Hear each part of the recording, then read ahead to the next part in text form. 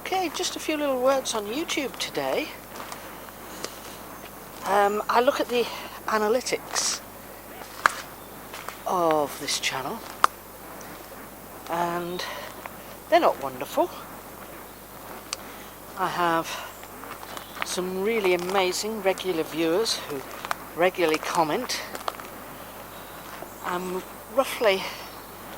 getting around on the first initial week of releasing that video, get about 100 views. Then the second 2 weeks following that, it may go up to 200, 300 views. Now I know that I am not doing what everybody wants. I know some people, they kind of want us to have Bigfoot popping out from behind a tree, sitting down at a table and saying, "I'll have a cup of coffee, please." It's not going to work like that. But more to that later. It's about interaction with the videos. The more you interact, the more you comment, and there are many of you who do regularly, the better on we go. Seeing the like button, the number of people that press likes on there, hardly any, compared to the number that view it. The number of people who are subscribed to the channel, that watch it, and they're not subscribed. Please subscribe. It's free. It's not bad for your health. It's free, folks. And those of you that are already subscribed and you do interact, I thank you. I thank you. And it doesn't matter how daft you think your question is, it's not. It's not. It might be something that might be, you might think, "Oh, I don't want to ask that, they'll think I'm an idiot." No, you fire away. What I don't want is negativity or negative comments about other channels. There are other channels out there, yes, we know that. We all try and work together. Those of us on the same page, even those of us who are not. I don't want it to be negative. I did have a comment the other week which you may or may not have seen. I did roundly respond to it. However, we're all seeking the same thing, so let's not berate each other for that or try to pick sides. Let's not do that. Let's just play the family. We are a family. That was one of the things. The other thing is, I have to be careful sometimes what I say on YouTube. They have an algorithm. Likewise, if you hear me speaking in euphemisms, sometimes, most of you I'll try and explain it or put a picture on, but it's done so that YouTube and its algorithm don't pick it out, and they can be pretty funny about some things. Like I've said before, you can mention all your presidents' names except one. Cannot be mentioned. Doesn't matter whether it's positive or what, you can't mention it. It's bizarre how these things work.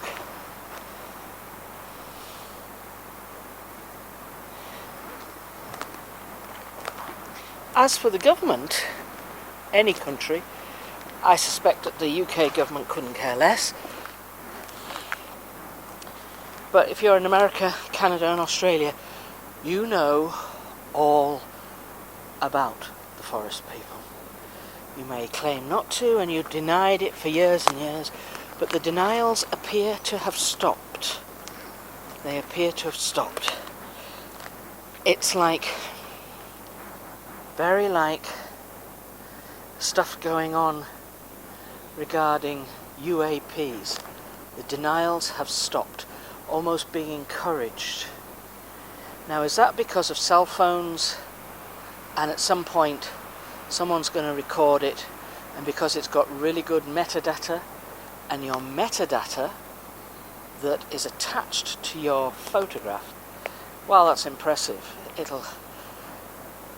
It'll have settings on it where you can state where it'll pick up exact location. Now, you can switch that off if you wish, but it'll pick up the exact location of where you are, time, date, what type of camera it is, and who the camera's registered to, if you've got your camera name on it. The information is phenomenal, and it's very, very hard to destroy that information, to alter that information.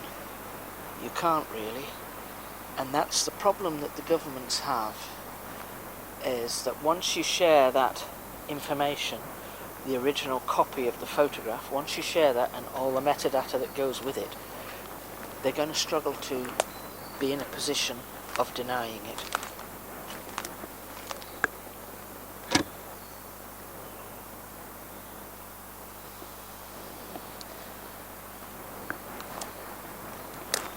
At some stage, the people are going to come out.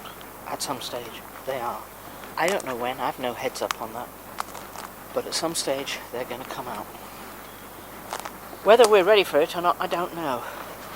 Now, I use here 35mm camera, digital camera I'm using. DSLR. I've sometimes used my phone. Sometimes used the Sony AX43, which I've decided I hate.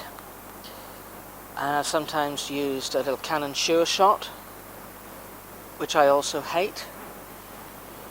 Different forms of being able to record these videos. The quickest one to record with is your cell phone. That's if you have it in your hand. So if a Bigfoot, a forest person, a beautiful deer, a very, very rare sleeping mountain lion that was deaf, or a deaf bear, deaf and blind bear, if they're around in the area, I just want to video that.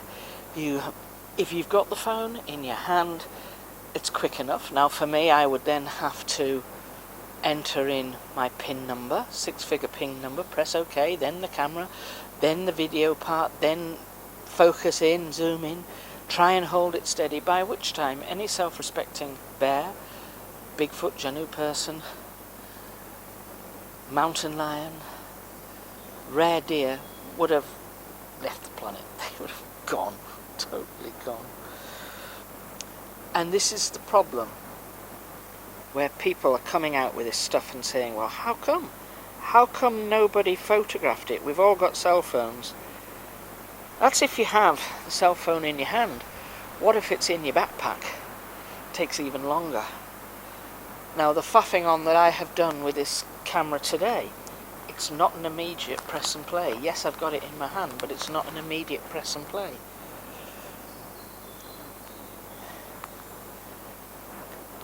But there is going to be a problem up ahead, and that problem is AI. No doubt about it. We're all trying to prove, using information that we are given, we're all trying to prove that there's something out here.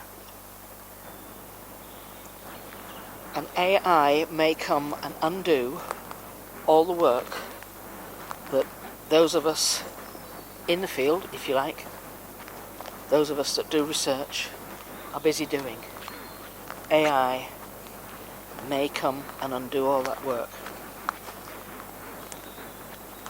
So if you are looking, when you get somebody who you think, oh, well, that's way too good, look, they're sitting posing, Mr. Bigfoot sitting there with a coffee flask in his hand. Well, the coffee flask might be a giveaway, but what I'm really saying is, just ask for the metadata. That's what you want, is the metadata. That helps with the proof.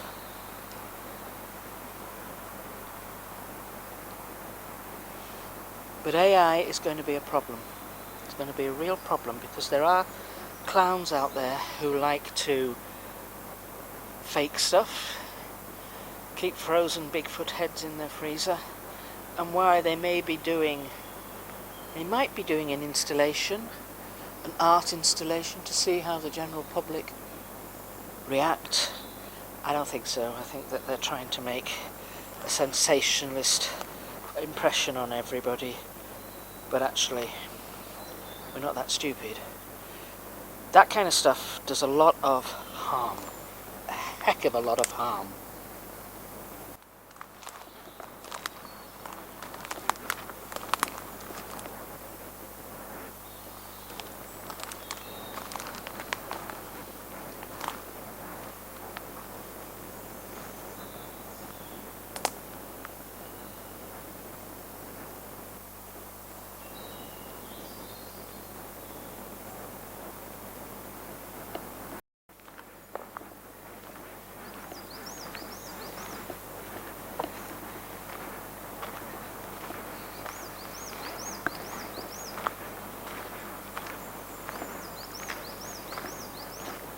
So you can see the forestry people have been out with their chainsaws, tidying up. But these irises, these wood irises, aren't they lovely? See all of those? Really pretty. But by the time our friends from the Forestry Commission have finished, they'll all be trampled on. We can guarantee it. See, a lot of the trees came down in Storm Arwen, and then we had an equally horrid storm in January. I was actually away, and that has also done some damage.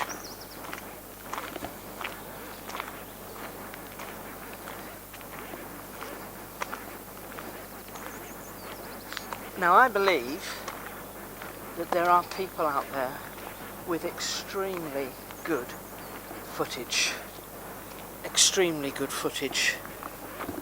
of the forest people, and I believe that they are sitting on it and keeping it to themselves, and I don't blame them one bit, because I think whatever they do, the armchair experts will ridicule it. They'll rubbish it and they'll ridicule it.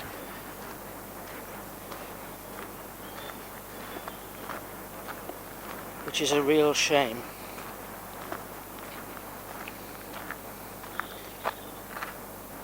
This is a much younger part of the forest. There's no obvious forest tracks or trails in there, but there are in here, and it doesn't take long to spot any of the evidence.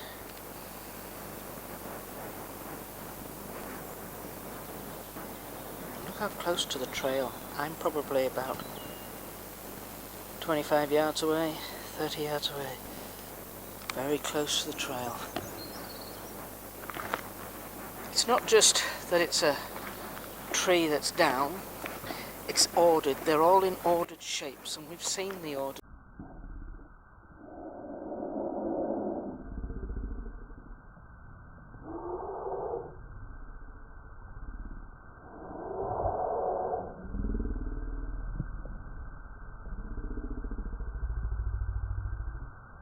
Shapes of the gaps. It's like they want to be found. That's what they're doing. It's like they're leaving a trail. Here we are. You're looking for us? Here we are. Well, here's all our evidence. Now what are you going to do with it? And that exactly is our problem. What are we going to do with it? The guys that have the footage, and I know there are not just men, ladies as well, who have lots and lots of evidence. They're not going to share it because there's also trust. They have put trust. If they communicate with the forest people, there's a trust that you develop. I was given an opportunity. It was placed on my camera. I didn't take the photograph. It overlaid my face. A photograph of our Huchida. I did ask her if I was allowed to produce that. She said no. So that's one of the little tests. If you then think, oh well, she won't know, I'll do that. Well, you're not only deceiving yourself, but it's a deceit that's totally worthless to yourself as a human being. I still have that, and I will not show it until I am given permission to do so. Now, many of you who have done research, you do find strange things. You might find photographs all taken at different angles. I never did that. But you write it off, you think, oh, it must have been my camera was in my bag. Maybe I clicked accidentally when I was putting it away. And you write it off as all sorts of different possible reasons as to why that photograph, or those photographs with all the many different shapes and weird angles. But do you ever investigate them? I always do. There's always something in them. And anybody that does this, I think they'll say the same thing, come up with the same thing, that they are capable of manipulating our cameras and our electronics. Sometimes I ring via Facebook another YouTuber, and we have good long conversations on the phone, and in the middle of that my Wi-Fi goes off, and of course those calls are dependent on Wi-Fi, and this is usually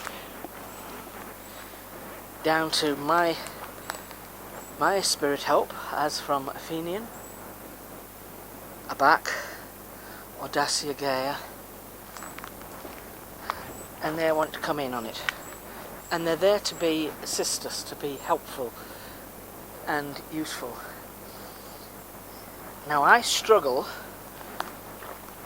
to tune in to more than one energy source at a time. I really struggle with that.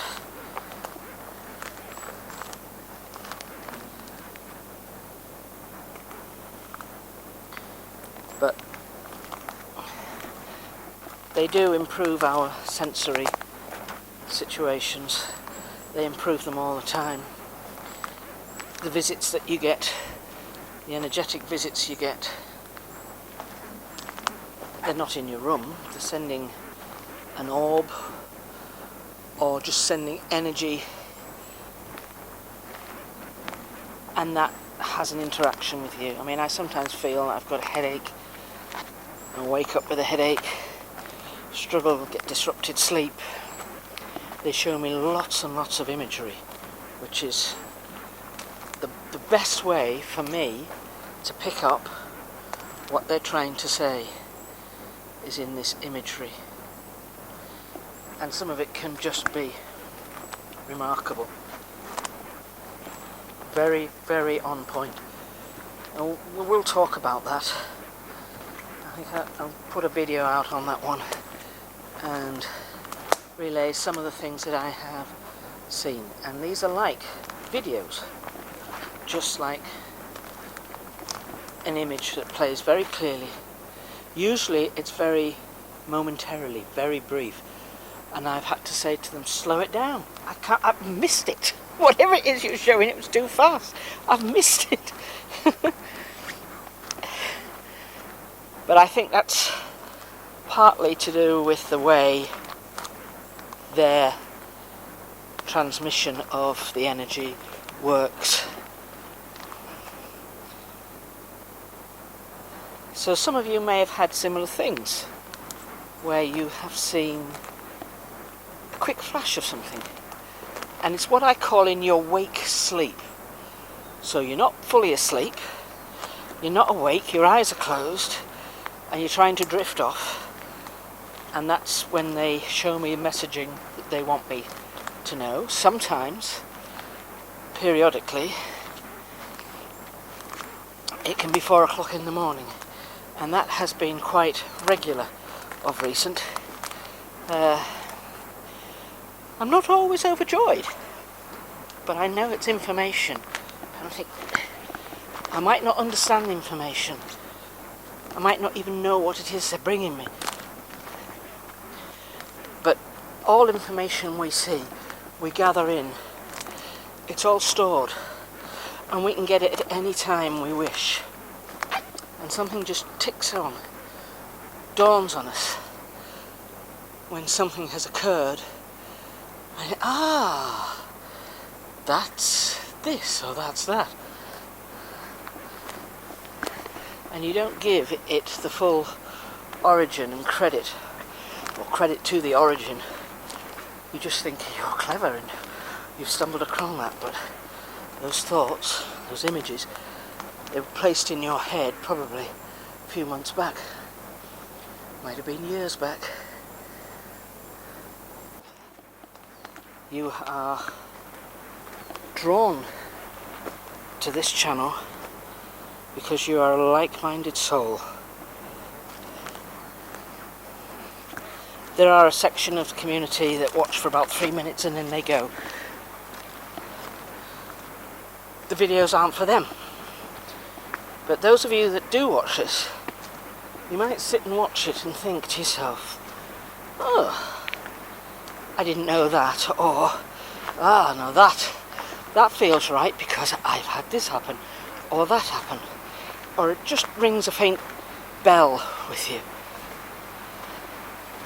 Well, there's something about that. We're all drawn to the videos that we watch for a very specific reason. And I think that our spirit guides work hand in hand with the forest people, with all sorts of energies. Energies that we don't know about. You know, if you think of a skeleton clock, there's only one wheel that moves the hands, but it's a mixture of all the other wheels going that help move that wheel. And this is the same with this. There's lots of components. It's like your engine. If you've got no petrol in your engine, it's not going to go. It's all about the components, the jigsaw pieces. So you're drawn to a particular channel and like-minded channels for a very good reason. And I believe your spirit guides, my spirit guides, we're all gathered together because we've all got information that's buried in there, and it might be the smallest, most insignificant piece of information if we were to analyse it by itself. But when we put it with something else that you may know, or you may be going to know in a few months' time, you might be thinking to yourself, oh right, now I understand that because I watched this, or I understand that's going to happen. Or you look at something and you think, well, you know why that is, because you've received the download. This is what we call downloads of information. You've received the download, you've got it. You're understanding what's going on now.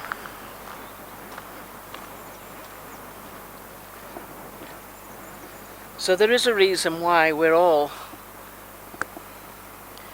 kind of watching these channels, we're all picking up on more esoteric, ethereal stuff. We are being pointed in that direction.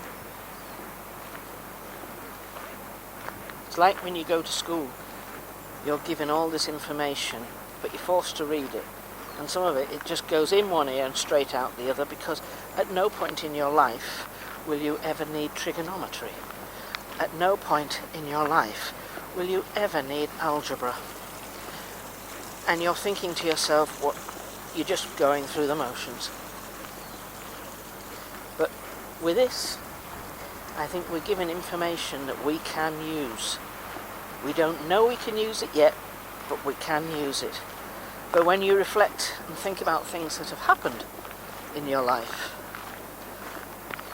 that have occurred, and it may make sense to you, you may be thinking, now, I had to go through that in order to be at this position.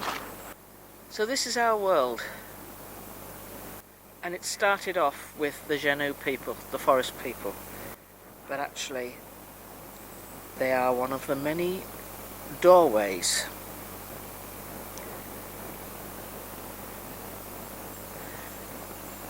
And it's like an awakening. There is a huge awakening going on around the world.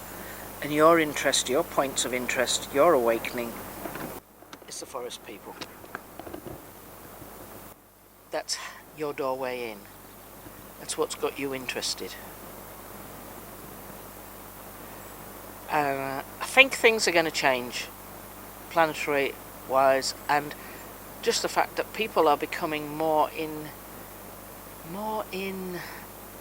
touch with their spiritual side. Like I said, you're here watching this because you've been pointed to this, drawn to this. You might have interests in this. And that's what I think that's what's happening at the moment. We're all having our vibration raised away from the crap, because there is a lot of low vibrational detritus.